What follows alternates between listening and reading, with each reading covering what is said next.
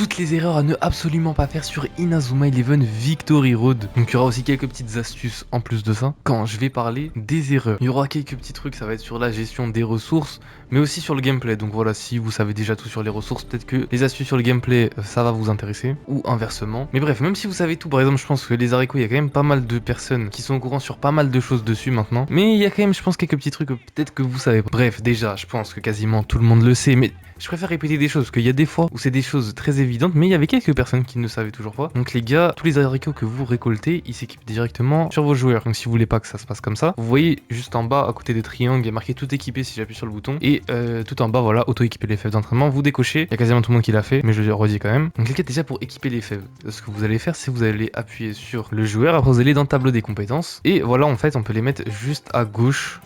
Voilà, c'est ici les fèves. Par contre, les gars, quand vous les mettez sur un joueur qui est du coup héros, là, comme mon Byron que je viens d'avoir il y a pas longtemps, si je les mets, si je les retire après, ils vont être totalement effacés. Je pourrais pas les reavoir. Et c'est pas que sur les héros, c'est aussi sur les légendaires. Donc faites super attention à ça. Et en vrai, une grosse chose, les gars, surtout au début du jeu, je pense qu'il y a quand même pas mal de personnes qui l'ont fait, c'est d'améliorer en fait les personnages directement. Et je pense que maintenant vous le savez que ça consomme tellement d'haricots, c'est une dinguerie. Là ça va me consommer 50 de 3 fèves différentes pour augmenter Goldie en légendaire.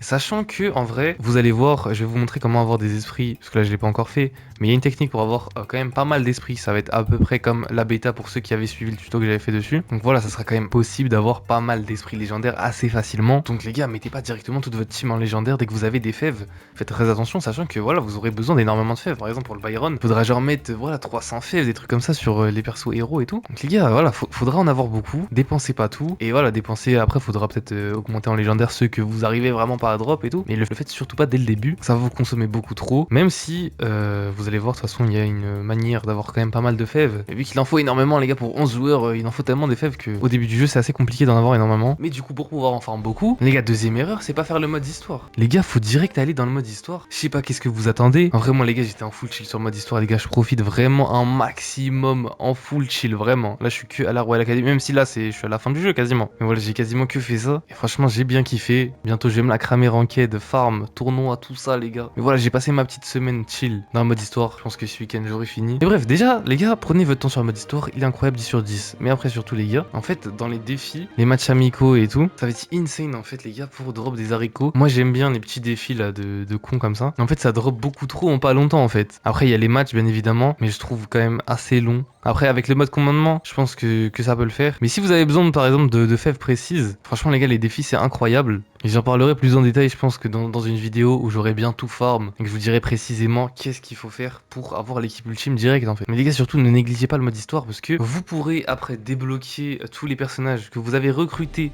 dans le mode histoire, dans une constellation il me semble, vous pourrez l'avoir et vous pourrez les recruter, donc ça c'est cool. Mais bon, moi ça me faisait pas dire que fallait faire absolument le mode histoire, même s'il fallait le faire en soi, pour avoir tous les joueurs disponibles. Mais surtout les fèves les gars, c'est beaucoup trop rapide avec le mode histoire, donc faut surtout pas négliger ce mode, même si vous êtes un fou malade de la ranked et vous voulez que jouer en ligne. En vrai de vrai, faut faire quand même le mode histoire le plus rapidement possible pour pouvoir avoir toutes les ressources, même il y a pas que les haricots et les joueurs en soi, il y a beaucoup de choses qui vont pouvoir être beaucoup plus faciles à débloquer dans le mode histoire, surtout que les joueurs en vrai qui sont disponibles avec les ou les briards et tout, ils sont tellement de cheats sur le jeu, donc c'est clairement indispensable. Après les gars, petite erreur, ça c'est pour mes joueurs fun. Pour mes joueurs fun, n'allez pas en ranked avec des persos que vous aimez bien, et enfin les persos que vous voulez jouer en fait dans le mode chronicle, parce que ça peut vous mettre dans le mal, mais vraiment salement, parce que vu que ça XP très rapidement, en fait vous allez avoir une team presque maxée en fait contre des joueurs niveau 3, donc ça va être vraiment pas fun en fait. Moi je vous conseille vraiment d'avoir voilà votre équipe en ligne et votre équipe dans le mode chronicle, qui va en fait évoluer au fur et à mesure que vous allez voilà compléter des matchs, mais avoir directement une team niveau 50 contre les matchs du mode chronicle, ça va vraiment être pas fun du tout. Donc voilà, les joueurs que vous aimez bien, que vous avez envie de jouer dans le mode chronicle en full chill, ne les amenez pas dans le mode compétition. Après si vous avez plusieurs esprits, ça peut le faire avec les invocations et tout. D'ailleurs en vrai dans le mode chronicle, vous pouvez aussi farmer quand même pas mal je pense d'haricots et tout, mais je pense quand même que le mode histoire c'est beaucoup plus rapide.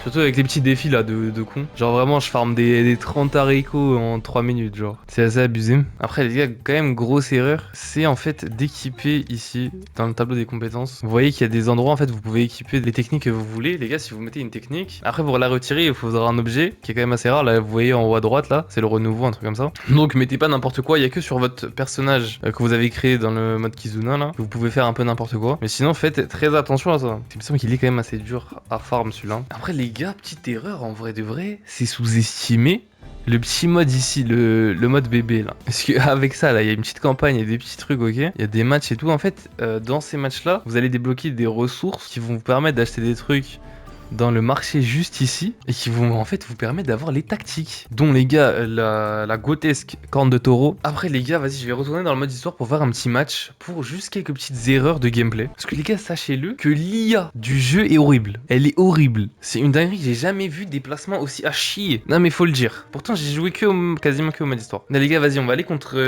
Lowcrest là. Je vais vous montrer en 2 spi. Et les gars, en online, ça c'est horrible. Donc faites très attention, ça peut vraiment vous coûter des matchs. Mais vu qu'en plus ça arrive très souvent, faut vraiment faire très attention à ça et être conscient en fait de qu'est-ce qui se passe avec l'IA des joueurs et leur placement en fait.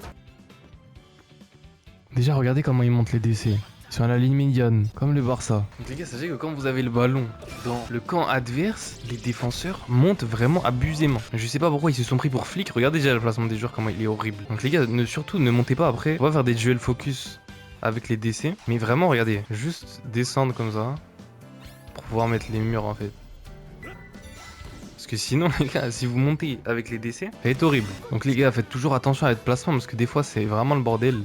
Les gars, ne montez surtout pas avec votre latéral gauche ou droit, parce que c'est pas un milieu qui va prendre sa place. Vous allez voir, regardez, il y a juste personne. Ça c'était mon milieu défensif, mais il est à sa place de milieu défensif. Et il va pas à droite en fait. Donc en fait c'est la Cade qui va essayer d'occuper le poste de défenseur central et de défenseur droit. Il va voir que si je rends la balle, vas-y, ok, prends. Regardez comment ça va se passer le placement. Regardez, il est où Cade. Est-ce que vous voyez là comment ça nique vraiment toute la compo. Regardez, à droite ils sont solo. À gauche je sais pas qu'est-ce qu'ils font.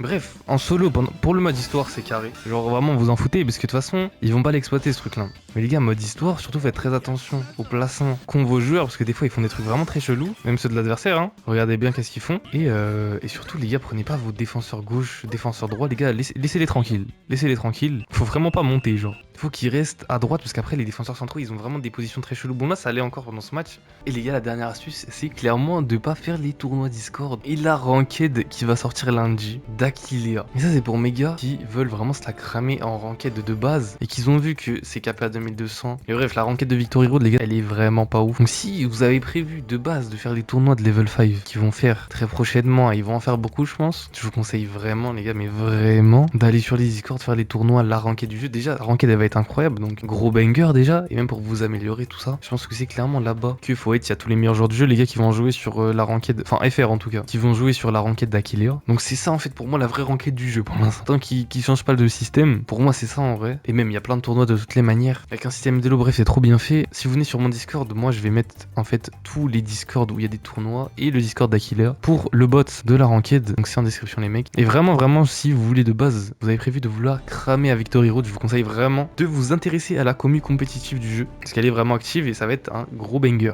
Bref, les gars, si vous voulez suivre la méta du jeu de toutes les manières, abonnez-vous, mettez la cloche. Je vais la suivre pendant très longtemps. Et même les astuces de farm et tout, les gars, ça arrive. Les meilleures équipes, comprendre le gameplay du jeu, s'améliorer, bref, tout ça, ça va arriver fort. Et petit like si vous avez appris des trucs pendant cette vidéo. Et on se re pour une prochaine.